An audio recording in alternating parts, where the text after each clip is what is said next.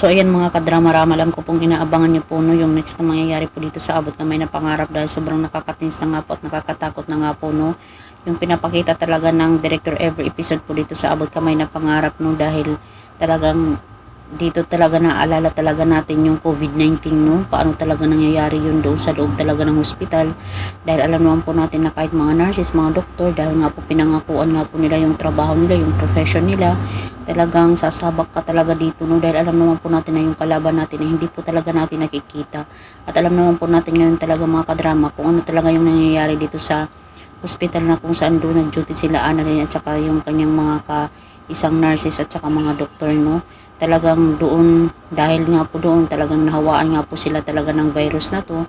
Unang-una po talaga yung pinakamasakit dito kay Annalyn is namatay itong si Tatay Michael niya, na kung saan talaga tinuring yung tatay, tsaka itong si Doc Yola na talagang pinaka-close talaga yung doktor talaga din no.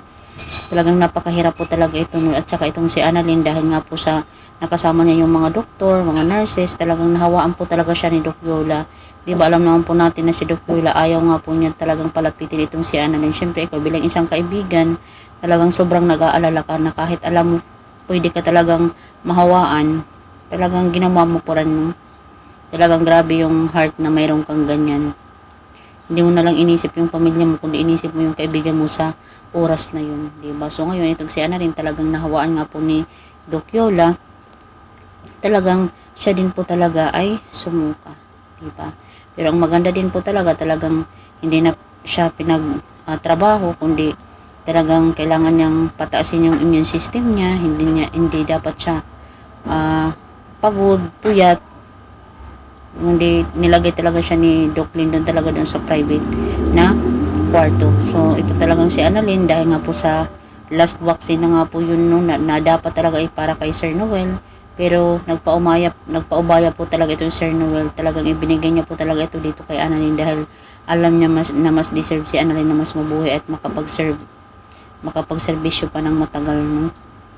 So what a heart kung mayroon kang ganyang puso na hindi ka selfish, hindi ka makasarili, kundi talagang gusto mong tumulong, diba? Yung word na tumulong, ang laking bagay na yun. Kaya itong si Annalyn talagang tagumpay na i-injectionan po talaga siya ng vaccine talaga. Possible nga po si Doc RJ yung mag-inject sa kanya or ibang doktor din no. Talagang grabe yung pag-aalala mo bilang isang magulang na kahit alam mong pwede kang mahawaan, talagang pumunta ka pa rin doon no, para suportahan mo yung anak mo dahil napakahirap na mag-isa ka. Walang susuporta sa iyo no. At saka ito din si Lynette, sobrang malaman niya talaga na itong si Annalyn nagkaroon talaga ng virus. Talagang grabe yung pagpanik talaga ni Lynette bilang isang ina, diba, na kahit alam naman po natin na operada talaga itong si Lynette, pero grabe talaga, naniniwala talaga ako na bilang isang magulang talagang gagawin mo talaga ang lahat no para sa mga anak mo, para sa anak mo, ibibigay mo talaga na kahit alam mong delikado, go pa rin mo para sa kanya. So hoping nga po talaga no is successful nga po yung pag-inject dito kay Annalyn at saka tumalab sana yung vaccine na yun. So yun lang po mga kadrama, abang-abang na lang po tayo sa next na mangyayari. Don't forget to please like, share, subscribe my channel. Bye!